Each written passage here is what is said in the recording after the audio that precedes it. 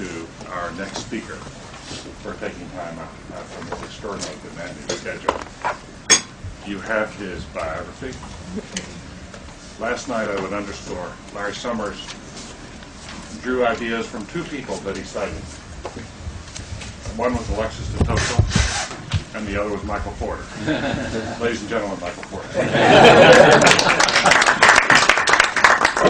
Well, David, as much as I love Columbus, I wouldn't be here without David's gentle prodding. He helped us lead a life sciences summit here in Massachusetts. This is our core cluster in our economy is life sciences, and we got together all the leaders in that sector here 6 months or so ago, and David helped us organize that session and led that session, and I got such a large debt that I could not resist anything he wants me to do, and this is not repaying the debt. This is just working towards that. Okay, so and it's a very interesting group. The other thing that attracted me about this is that all of you, given the roles that you play and the important jobs that you have, are actually here doing this. This doesn't happen very often. In my experience, most times it's the government folks. I don't know why we're ringing here. It's ringing for me. Is it ringing for you? I think, I might just bag this. Do we need this? No. Okay. There we go. That might help. A lot of times this whole notion of building a community and building the economy is left to government. It's left to people that are running the chambers of commerce and the various economic development organizations, and principles. My gosh. It's ringing. Hold on. It's going to be It's muted. Will that do it? Yeah. We got it. Much better. Okay. Okay. It's usually left to kind of the people whose job it is to do economic development, community development, and the fact that the principals are here willing to participate is something I find very, very unusual and very, very encouraging. I've done a little bit of work, actually. We've looked a bit at the Columbus economy, and I think you should be here. I think there's some real issues about the vitality of the economy. I don't think the economy is performing at a particularly advanced rate. I think there's some danger signs here that we need to talk about. But I think the first step, and you all know that, presumably, because you know your data. But I think the first step in kind of revitalizing a region is really to get the leaders together to feel committed to being part of the process. Because, as I'll say in a minute, we found that the whole process of community and particularly of economic development has changed over the last 10 or 20 years. It used to be a government-driven process. Now we find that if it's a government-driven process, it fails. Now it has to be a private sector-driven process in which the business community and the university community are absolutely driving the process rather than sort of lobbing in complaints and requests for the government officials. So the fact that we have this group here is really extraordinary, and that more than anything else, even David, really attracted me to be part of this session. We have very little time today, and what I'm hoping to do is just get you interested in the subject of competitiveness for a region, and then competitiveness of the urban core of that region, which is we find is a particular challenge. If this is at all interesting, then hopefully we can find some ways to continue the dialogue when we'll have had more time to collect more data and do more analysis and give you more value, hopefully, today, what I do today. Today I'm only going to give you sort of the basic overview of how we think about a metropolitan or regional economy, how we think about its prosperity, the drivers of that prosperity, what we've learned about some of the key issues and challenges that every region has to address. I'm going to spend a little bit of time, if I have it, on the economically distressed urban core of regional economies, which is a major issue all across the country. And then with that, we'll take a few questions, and hopefully that'll be intriguing enough that this dialogue will continue either among yourselves in Columbus or involving us here at Harvard. We've kind of prepared a little bit of a data pack on the Columbus economy, drawing on our data sets. We have very, very large data sets on regional economies in the United States. And I'm going to hand that out at the end. But I've learned over time, if I hand it out at the beginning, nobody listens. And I have so much to cover in so short a time that I want to make sure that you listen to me. So you'll get all these slides, and don't worry about that. Hopefully, I want to kind of give you a kind of a mental map or a mental framework with which to look at this challenge of economic development. Now, I think the first thing we've got to understand is what makes a region competitive. Why do some regions improve their prosperity, grow jobs, grow income? Why does that happen? Well, what we've come to understand is that the competitiveness of a region is based on the productivity of that region, the productivity with which that region can use labor and capital to make valuable goods and services. If a region is a very productive place to do business, it's prosperous. Now, productivity is the value that's created for every day of work and every dollar of capital invested in that region. If every worker in that region is producing a lot of output, valuable output per day, you can pay yourself high wages. If every dollar of capital invested in your region is producing a lot of output, you're going to earn a good return on that capital. And that's the kind of iron law of prosperity. If you're productive, if you can produce a lot of output per day, and a lot of output per dollar of capital invested, you can be wealthy. But if you're not productive for whatever set of reasons, your incomes are going to be held down. You're not going to attract your fair share of the new high-wage jobs and so forth. Regions compete to be the most productive place to do business. Now, obviously, productivity has a lot to do with skill. It has a lot to do with technology. It has a lot to do with infrastructure. It has to do with a lot of things, which we'll talk about later. A couple of additional points that I want to make here. It doesn't matter so much what particular fields a region competes in. Whether you do shoes or whether you make plastic products or whether you're in semiconductors actually turns out not to matter that much. What matters is how sophisticated and productive you are at whatever you do. And we find that many people get into the mindset that we have to be in high tech. When I talk to groups like you, everybody says, "Oh, we got to get into high tech. We got to get into IT," and actually, that's not correct. In fact, what you'd find is that high tech and biotech and those new emerging technology industries only represent about 4% of jobs. And even if you're wildly successful, that will never be even close to the majority of your employment. What you need to be is productive in all of your industries. You're never going to save your economy by trying to grow a biotech cluster or an IT cluster. Those are good, those can be helpful, those can be part of a successful economy, but you've got to learn to be productive across the board in your economy. In whatever fields you have a expertise and uniqueness in. And we'll talk about that later, and I'll show you some of the Columbus data. So don't get seduced by picking winners. They're all winners. Italians get rich making shoes because they can sell them for $500 a pair.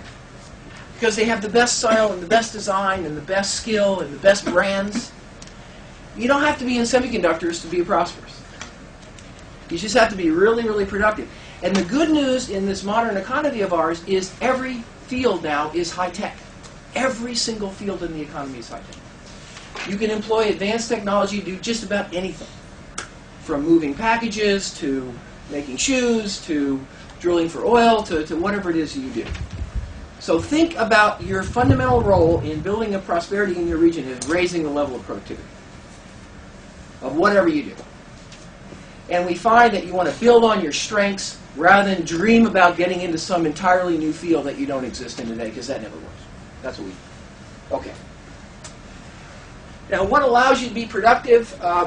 Some years ago, I introduced a theory that's about the competitive productivity of locations. And it says that in any location, to be really productive, you need 4 things. Number 1, you need very high-quality inputs. Very highly skilled people, very efficient infrastructure, very good low-cost supplies of capital, and so on.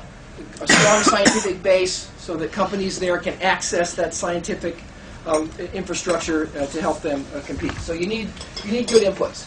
It stands to reason if you're going to be more productive, you've got to have better inputs. You can't have the same old people and the same old technical base and the same old infrastructure being more productive. You need the inputs to rise in quality.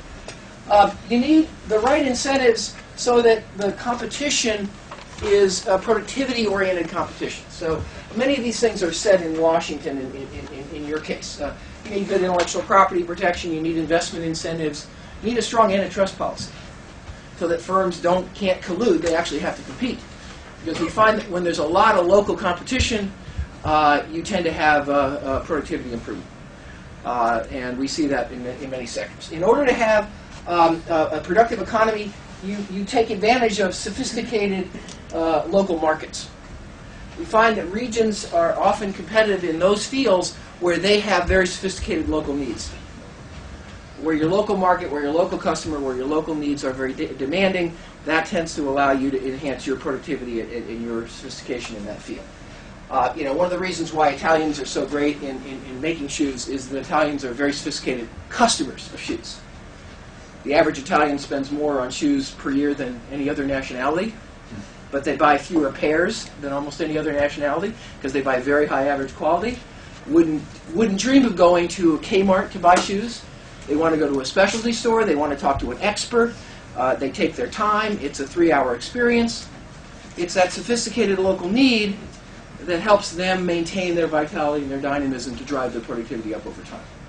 So you're looking in your economy, where are you demanding, where do you have sophisticated needs in your industrial base, in your consumer base? That's one of the things you're looking for. And the final thing you need to be really productive is you need clusters. A cluster is where you just don't have one firm in a given field, but where you have a whole cluster of firms in that field. This is a great example of a cluster. California wine, 745 wineries in California. Not just one, 4,000 growers of grapes that are independent of the wineries. 95% of all the wine produced in America is actually produced in California. Many people think it's because of the weather. It actually isn't. There's lots of places in the United States where you can grow fine wine. If any of you read the Wine Spectator, you'll know that. You'll know you can do it in Oregon, you can do it in even Long Island. Martha's Vineyard. The reason that California is so successful in this field, the reason they've gone from making Bartles and James to $35 bottles of wine, is they become very productive, very high skilled, very advanced in this field. They have a cluster. There's a lot of firms, but there's also all the associated supporting industries are there in that field.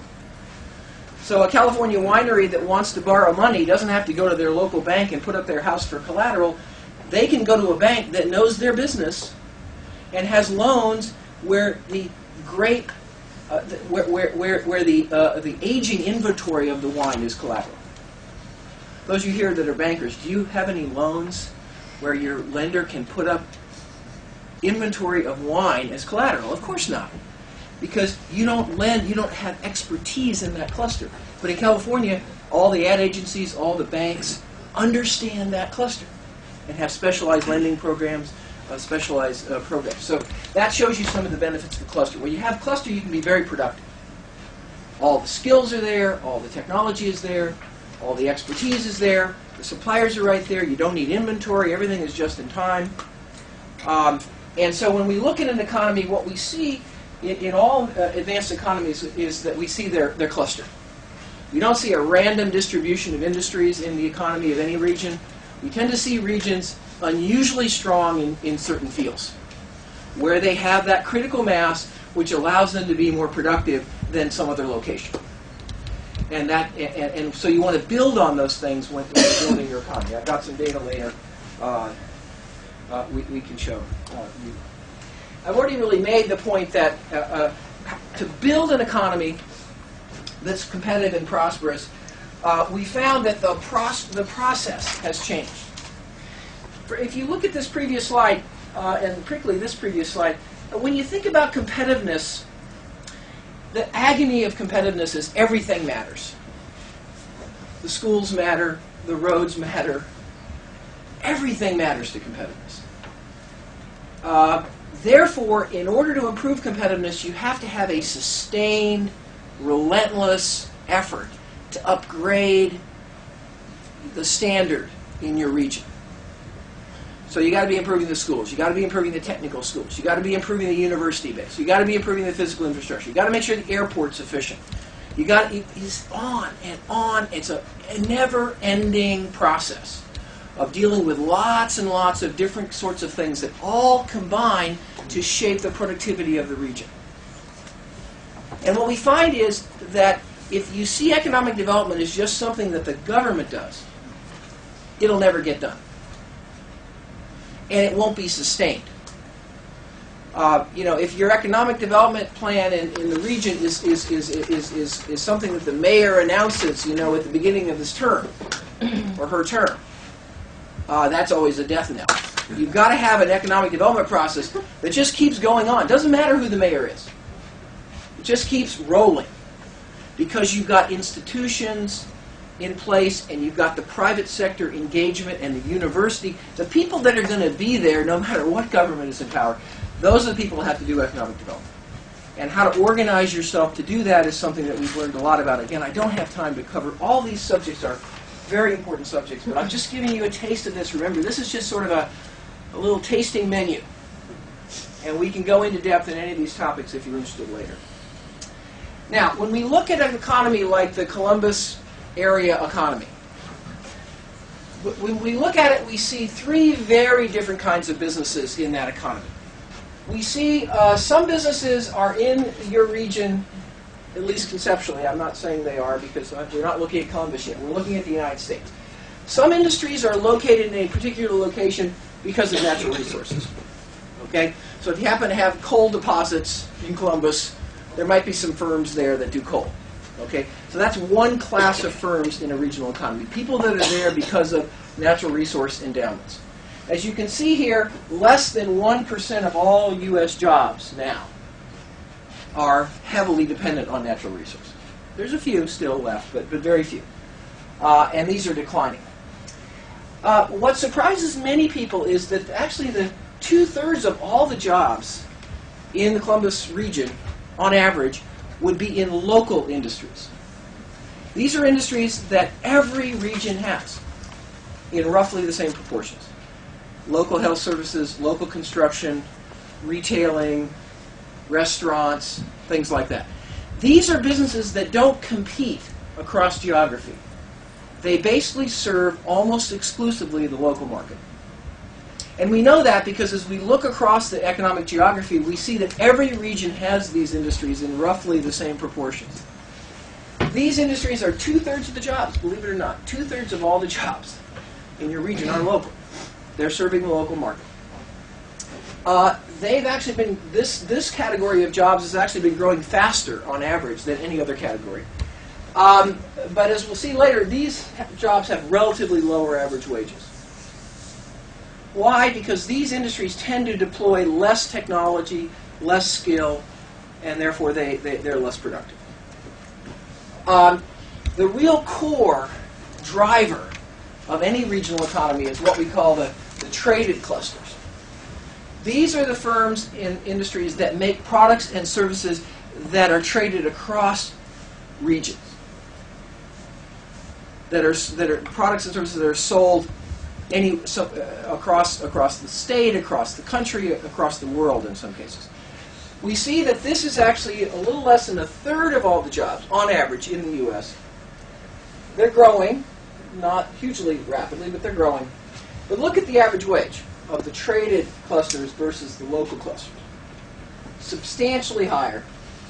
Higher relative wage, 133 versus 84 on a relative standpoint. The wage growth, although the job growth is higher here, the wage growth is significantly higher here. And look at the relative productivity as we measure productivity. These are much more productive. And in terms of one of the metrics we use to look at productivity growth, patenting, which is an indicator of technology, we see, look, the patenting intensity of these industries is vastly higher than this. So when we look at your region, we look at a region that's going to consist of these three buckets. These here are important. They're huge for jobs, and we want to make sure that these are as productive as possible. Because if our local businesses are not productive, that will drag down the productivity of our traded businesses, because our traded businesses often depend on those local industries. This was a great mistake in Japan, for example. Japan thought that they just worried about the export businesses. They could forget about local construction and wholesaling and all that sort of stuff. And it became so costly to do business in Japan because those local industries were protected and subsidized that Japanese companies stopped investing in Japan and started investing offshore. Okay, so you can't ignore the local clusters. They're really important. You want them to be as efficient and productive as possible. But this is what really drives your economy. These are the high-wage industries that actually, if these do well, these do well. If these guys are supporting high wages and high wage growth, that creates higher and more sophisticated demand for these and drives them up. And so we find that the level of traded wages in a region determines the level of local wages in the region. And so when you're thinking about your economy, all of them are important, but these you've got to really look at carefully. Okay.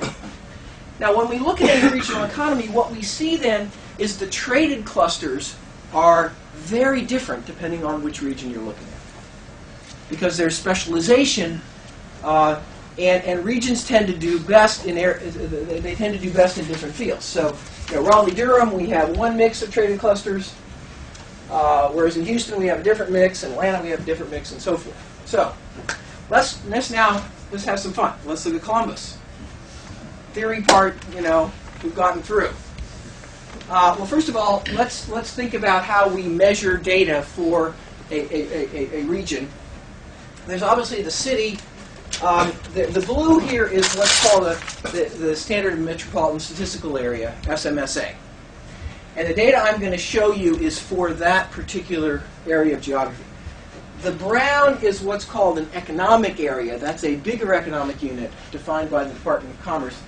And if I'd had a little more time and a little more energy, we could have actually run the data for the economic area as well. What we're finding is that when you look at a city, you can't think of that city in isolation. You have to think about that city in the context of the surrounding regional economy. Because there's some things that should be done in the city, in the center, but other things that are more efficiently done outside of the city, and having the right efficient spatial distribution of industry is important. But for purposes of the slides that I'm going to show you, I'm showing you the blue and the yellow. Okay? Now, let's look at some of the ways that we would look at the success of an economic area. And unfortunately, our data ends in the year 2001, because that's when the federal government has seen fit to spit out the data. We're hoping that 2002 shows up soon, maybe 2003 someday. The minute we get it, we will update all this data. But this is as of 2001. For most regions, 2001 was starting to look a little shaky. But it was still sort of the tail end of what had been a very good period. And 2002 generally looks a lot less exciting. But these are all 2001, and when we compare you to other regions, we're comparing you for that period. And this data tends to look at the decade from 1990 to 2001. Now, Columbus, according to our data, is the 37th largest SMSA in terms of employment in America. So you're pretty big. You're up there pretty high in the pecking order. Employment growth, however, you rank 117th. So what we'll find here is that Columbus is a pretty good, solid, prosperous region. But your prosperity is a little bit lagging your size in terms of your ranking, and your measures of vitality and dynamism are the things that cause me to be concerned. So what do I say? So employment growth, 117 versus your size of 37. Your employment growth, according to our data, is a little less than 2% versus almost 2.5% in the nation as a whole. Unemployment rate, again, good, but lower than your size rank. Average wage, 53rd for metropolitan areas. Not bad, good solid ranking. But wage growth, rank 100. So we get the sense that this is a kind of a good, solid, median level region in terms of performance, but it's lagging a bit on the measures of how well are we progressing. On the innovation side, we only have a number of measures that we were able to look at here, but in terms of patenting rates, patenting we look at as a measure of innovation output. Patents per 10,000 employees in your region are 4.7, rank 149 among regions. So see, we're falling down the pecking order. Size, wages. Now we're down lower. Growth in patents. Again, the gap here is a little bit less, but again, roughly the same as your patenting rate. Traded establishment formulation. The number of new establishments or entities in the traded economy. How fast are we spitting out new entities? Again, your rank is lower, well below your other rank. So, again, I think that this is, I think, a sign to me that this is not a region that's in crisis or that there's deep economic problems, but it's a region that actually has some issues to address in terms of what's our vitality, what's holding us back here? Why aren't we doing better? Now, this is the employment in your region by traded cluster. And what you see here is where your region, your SMSA ranks nationally in this particular cluster. So your top cluster, according to our data, is financial services. And this is the traded part of financial services. There's also some local financial services. Business services, number 2. Distribution services, number 3. That's an interesting one. Education and knowledge creation. So we got some major educational employment in this region. Hospitality and tourism, heavy construction. So look at how the services really dominate. And that's not unusual. That's typical for all regions. You have a number 1 ranking actually in construction materials of all metropolitan areas.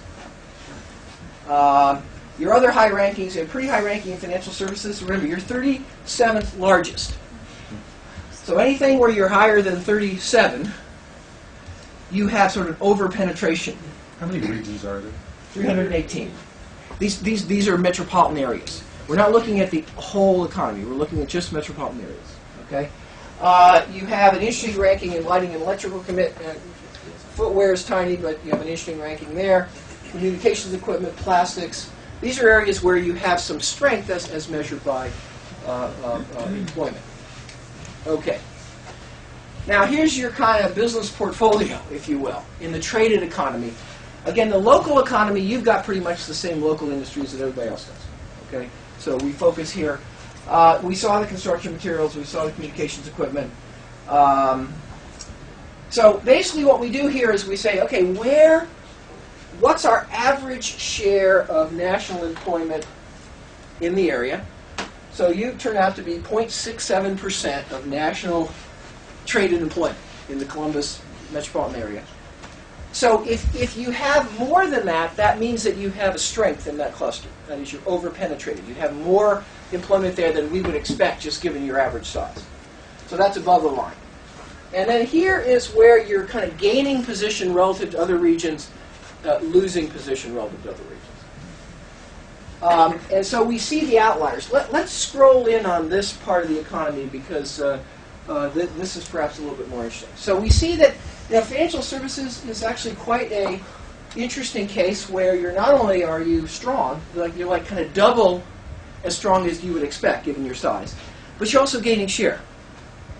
So this is an area of strength, vitality. Distribution services, we see that. I'll show you some examples. Chemicals, lighting, you see that. The interesting growth in IT, which is nice to see. We do see, however, some large clusters are kind of declining, losing position. Not necessarily declining in absolute terms, but not growing as fast as the cluster is nationally. So again, education and knowledge creation, losing relative employment share. What is that? Universities, all kinds of educational institutions, also research organizations, think tanks. There's a whole array of the businesses that would be in this. Each of these is a collection of businesses. But not local schools. Not anything that would be local and everybody would have it. Okay. Business services. This is a very large cluster in the U.S. economy, and this is a mishmash of things. Consulting, a whole bunch of things. We'll look at this in a minute. Plastics is quite strong, slightly losing a little bit of share. So that's kind of what the portfolio looks like. That is actually not an alarming chart. I've looked at a lot of these in a lot of regions. You've got some good, strong things that are doing well. You've got some emerging things that are gaining position. It's not an alarming position, but it also wouldn't look like Atlanta or a region that's really steaming ahead. There would tend to be a lot of stuff up in the upper right.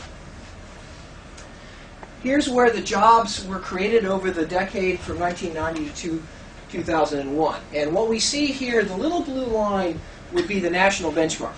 So basically in financial services, if you just grew as fast as national financial services, you would have created this many jobs.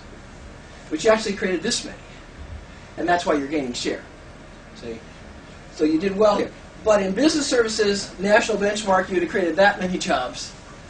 And you only created that many. So the Columbus as kind of a business services hub is losing position. Okay? Transportation and logistics, quite high job generation. Distribution, again, overperformed. Communications equipment, overperformed. This has been flat nationally over this period. Where did you lose? Well, the good news is there's not any big disasters. I'm doing a project now in the state of South Carolina, and they got some big disasters. You don't. Motor-driven products, these are a variety of things that are unified by the fact that there's a motor at the core of whatever it is. Analytical instruments, some small job losses. Automotive, some small job losses. So this is basically a healthy story that you are creating net traded jobs. That's why your unemployment rate is pretty low.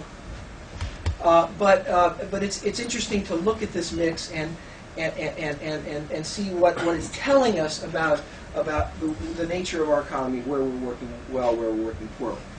What I've given you in your data pack is sort of now, let's take each one of our clusters and tear it apart a little bit. This is financial services. Where we're really doing well in financial services is insurance.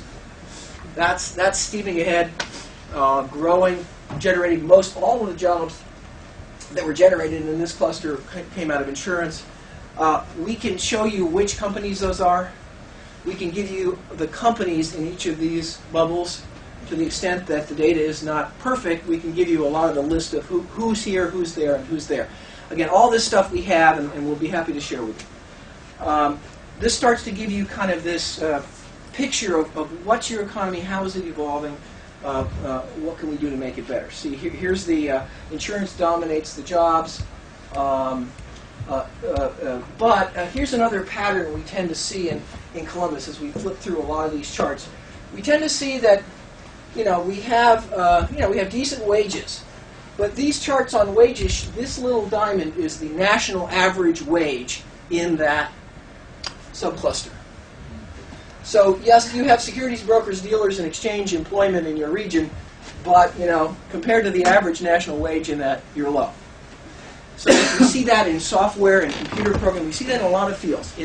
So many advanced services fields and advanced manufacturing fields, you're there, but you're in segments or you're doing things that are only supporting a somewhat lower wage.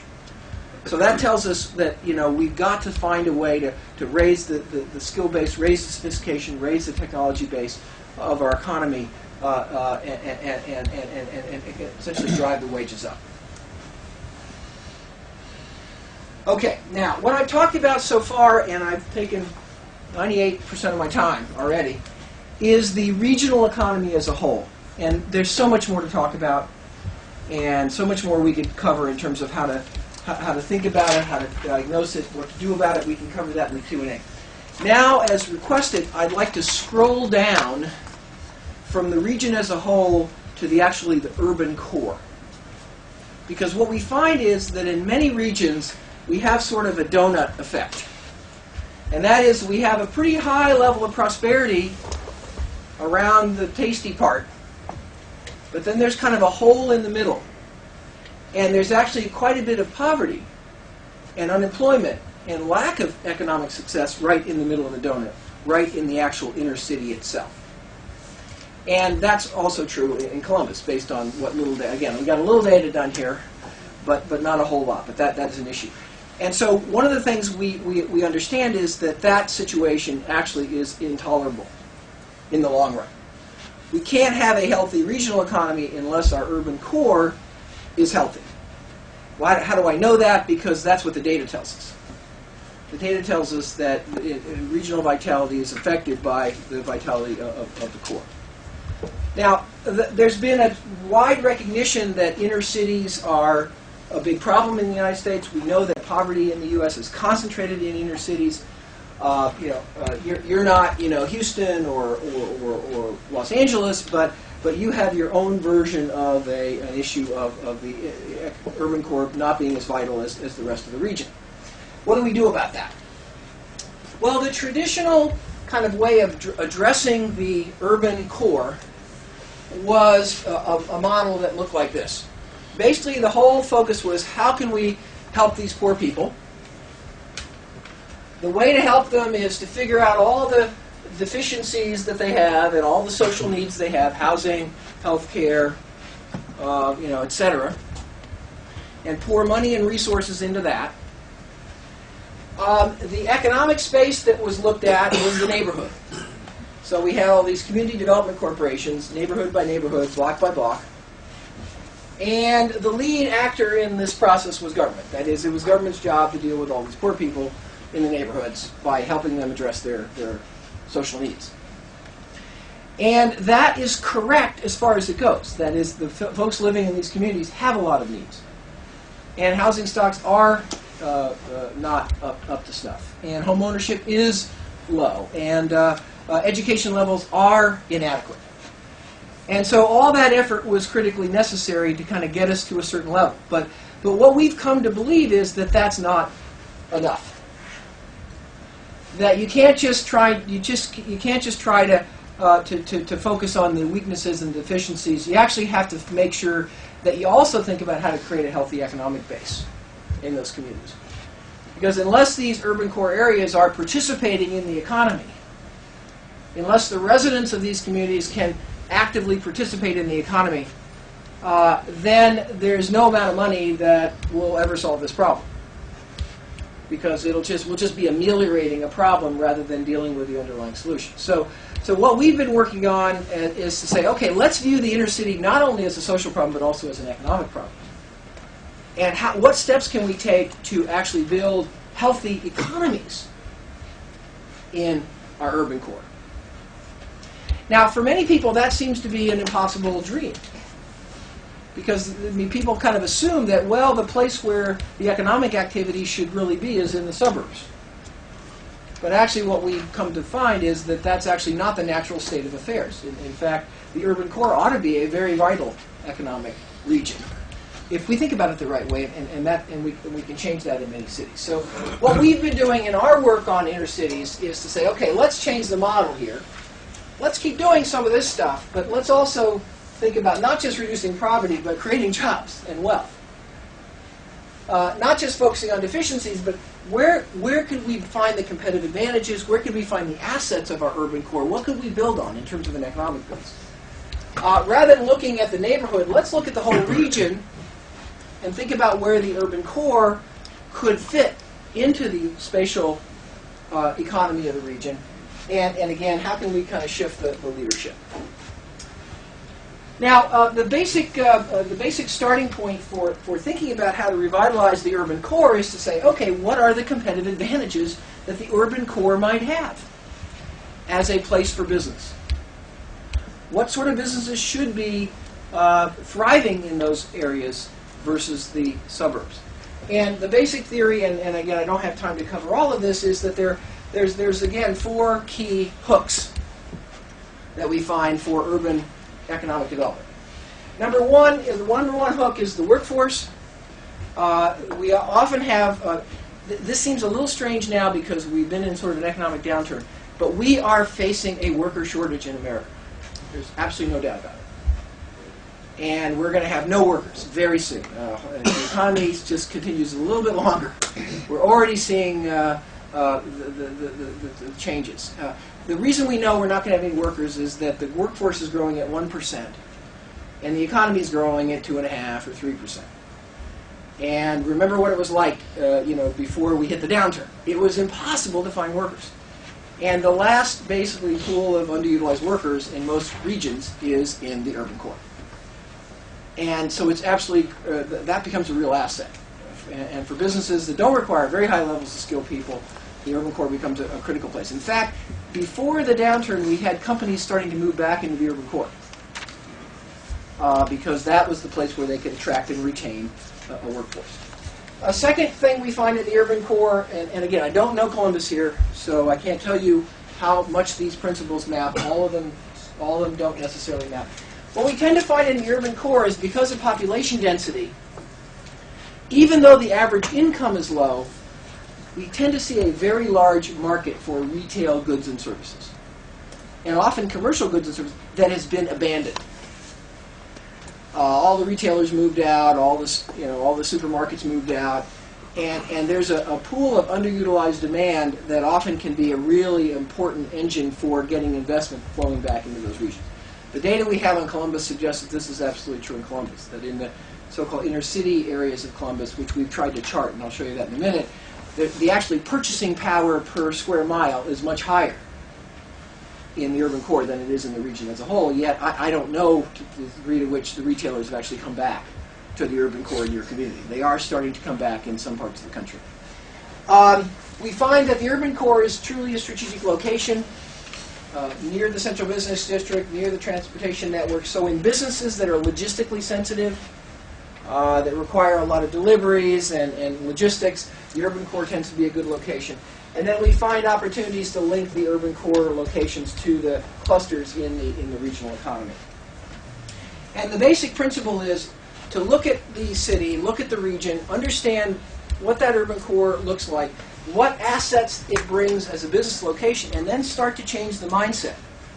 Start to change the mindset towards what can we do to enhance and encourage and revitalize our business base in the urban core. How can we improve the business environment? How can we deal with the things that the city is doing to get in the way, et cetera, et cetera.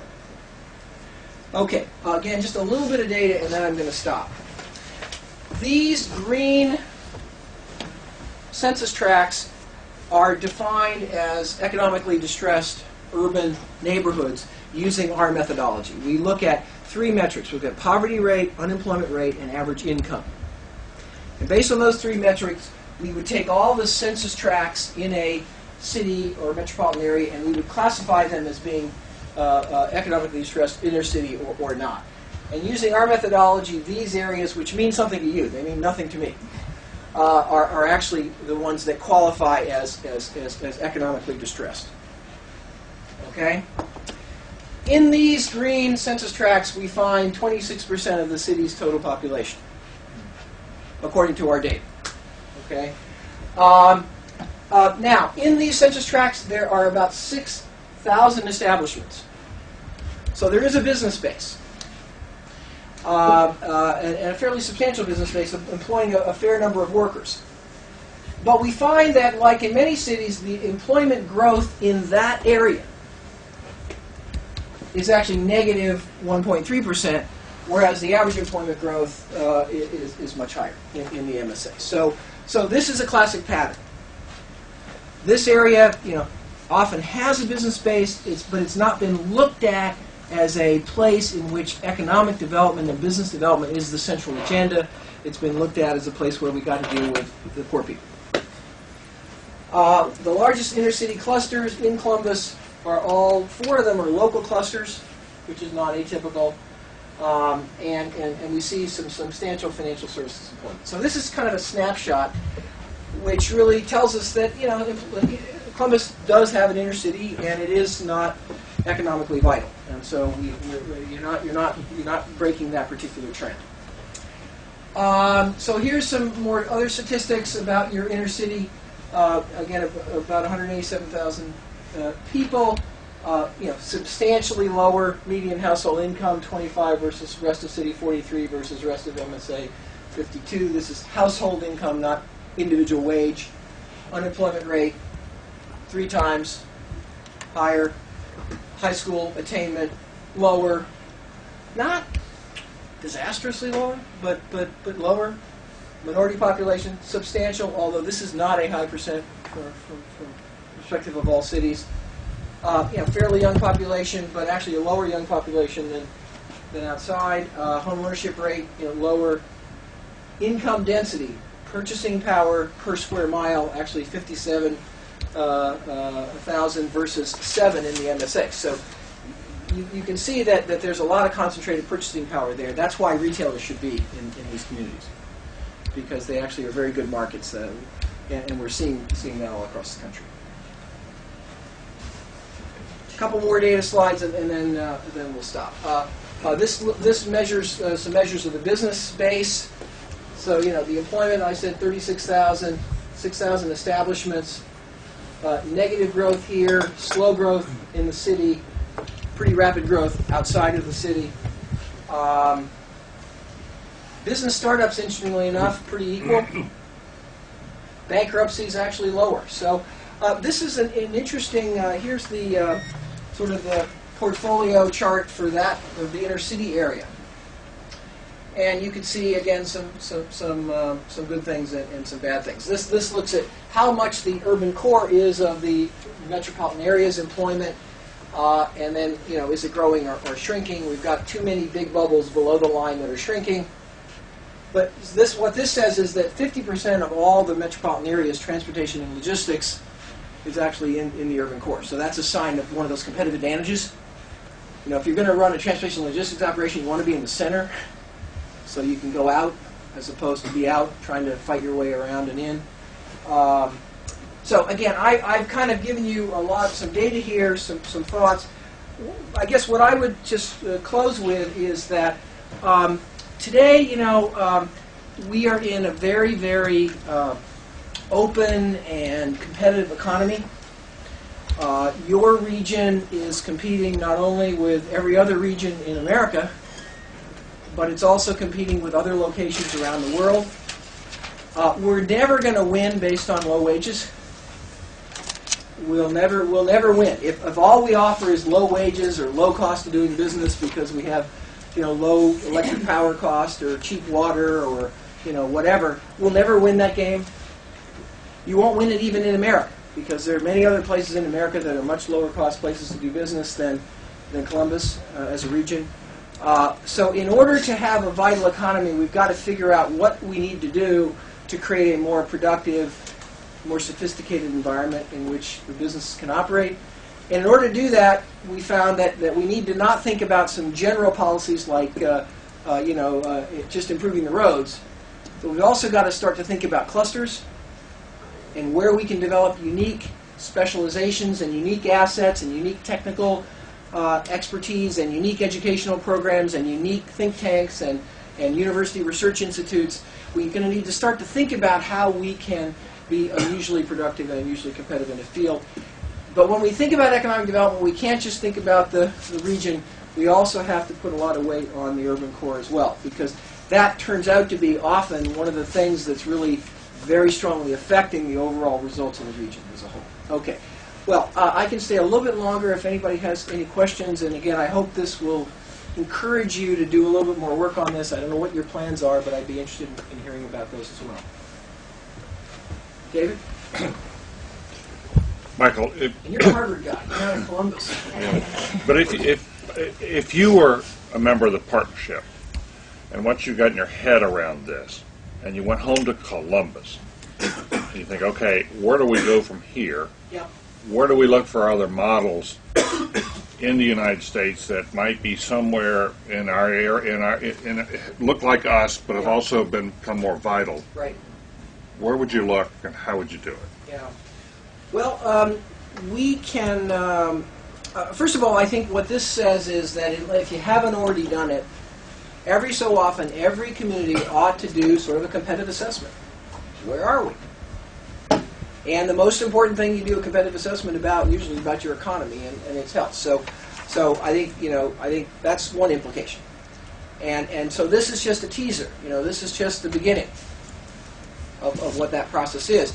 And ideally, out of that process would not only come, where you're doing well, where you're doing poorly, but why? What are the issues? What are the challenges? What are the constraints? What are the weaknesses that we need to address? And why is this happening, and what can we do about it? And so I think the second point I make is that the regions that do well have a strategy. You know, Research Triangle was just a bunch of cornfields. And then they had an idea that they could take these 3 universities that happened to be there, pretty much completely disconnected from the economy historically. And they could take these 3 universities and create a strategy around them. And it took a long time, it took 20 years or so, but then they ended up with a very vital, dynamic region. Okay? So you need a strategy. You need to do a competitive assessment, you need to do a strategy.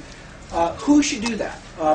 We believe it should be done with sort of a group that crosses the constituencies that I've been talking about. Obviously, the government has to be involved, but the private sector, and this group is an excellent starting point to be the champion of that effort. And so you need to organize yourself. And you need to create an organization that has an enduring commitment to carrying this on over time, rather than just wants to have a burst of energy and get everybody excited for a year and then have it die out. So that's the third implication. In terms of looking for models, we've actually done some studies. I realized too late last night that I should have brought you some documents that I can give you that actually document a number of other regions that are interesting, that have done interesting things. So we can share with you a lot of material. I'd be happy to share it with whoever here is the lead person. You have a team of analysts in the private sector as well as at the business school who Right. are working Yes. with regions and Right. now. Yeah, I mean, we have an interesting story here because there's two. I work with the Inner City Initiative is an organization I created to work on the urban core issues, and they've actually worked with Milwaukee. And you happen to have the person who knows that case very well, so you could hear about that example. That's an example of working on the urban core issue. It so happens that the ICIC is working with Akron right now, and the reason we're working with Akron is that the mayor has been the mayor for forever, I understand. I've met him just once. He's also now the chairman of the Conference of Mayors. And so one of the things we're trying to do is get him to be a national leader in kind of putting out some of this thinking with his colleagues. So the ICIC is one asset that can be perhaps helpful in looking at the urban core issues, particularly. With respect to the economy as a whole, again, as I mentioned earlier, we have tremendous data sets that we have, and I'd be happy to make those available. That's a Harvard. And then there are some firms on the outside that can do this kind of work. And again, we can give you some examples of that. But it's the kind of thing that you have. You know, you're here talking about a lot of different issues, and you've got to decide which 2 or 3 of those are the most important for the long-term future of the region right now. And you might conclude that the economy is okay. I mean, it's not great, but it's certainly not. I've seen a lot worse, frankly. I've seen a lot of depressed people sitting around a room like this, wondering why their unemployment rate is double the national average. And so you're not in that case. So you may not conclude that the economy is but what we found is the economy is so crucial to everything else. If you have a good economy, then all of a sudden dealing with educational issues and so forth becomes a lot easier. So you got to decide what your pecking order. But if the economy comes up high on your radar screen, or if the inner city part of the economy comes up high on your radar screen, then you need to kind of have a strategy. Yes, sir. During your speech, it sounded as though trading clusters and local clusters had to be in similar balance in the inner city versus the suburbs. There could be presumably strategies in which the trading cluster was around the circle, but absolutely, but the local cluster was in the circle. And indeed, your Raleigh-Durham example is a Research Triangle example. Is not an inner city development. They have very few inner city issues in that region. They have relatively small urban centers, and they created essentially a large park that was sort of between those 3 universities, and that's where they they poured their attention in terms of improving the vitality of the business environment and connecting all the institutions in. So I can send you actually a story about that particular case. But no, we would expect that the urban core would be the place where some of the local services were provided. So it's not at all surprising to see, financial services in the urban core, local health. You tend to have hospital complexes. You tend to have universities, in many cases, located in the urban core. All that is perfectly natural. So I'm not implying that there should be an equal balance within the region. But what we find is across regions, we tend to find about the same proportion of local industries or local clusters in every region we look at. And you all are pretty much average there. You don't have a very high level of trade and employment. You don't have a low level. You're pretty much on the median. Yes, sir. You said that the data suggests that the health of the inner city, the urban core, is a key factor in determining the health of the region. Right. What's the conceptual basis for that? Well, first of all, it's just part of it is just simply math. That if the urban core is 166,000 people, and they have very, very, very low average incomes, then that simply pulls down the average for the whole region. So that's part of it. But what we found is that, in fact, I have a slide which I skipped over. Yep. If you have a healthy urban core, you get some benefits. Number one, you free up resources in terms of public investment that is now going to address the distress, and that resource gets to be invested more broadly in the region. You tend to see that congestion, urban sprawl, some of the problems that many regions have can be mitigated if your urban core is healthy. And so rather than driving more and more destruction of more and more green space to farther and farther away, you end up with a situation where your urban core has good, healthy neighborhoods, and people want to live there, and people move back in, and all of a sudden your infrastructure in the region gets more efficiently utilized rather than stretched, and you don't have to build more and more and more infrastructure. We find that often regions face constraints of economic growth in terms of labor force and land and infrastructure, and if you get the urban core healthy, you add resources that allow you to grow faster. So I made the point about the workforce. If Columbus region is tapped out in terms of workers, and you still have 150,000 underemployed people, boy, that gives you another round of growth. So, and then there's this issue of spatial organization of industry. Some things are more efficiently done in the urban core, other things are more efficiently done on the periphery. So, we would tend to see transportation logistics, food processing, tertiary healthcare. All those things should really be happening in the urban core, gathering people from the whole economic area.